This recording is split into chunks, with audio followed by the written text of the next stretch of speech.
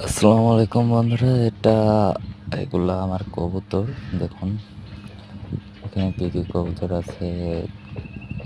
এখানে আছে হচ্ছে গিয়াচুল্লি, লাল চিলা, গিরিবাজ, আর এই যে নামলো গোল্লা। তো আরও আছে ভিতরে। তো এগুলো আমি শখ করে পালি। তো কেমন হয়েছে সবাই জানাবেন।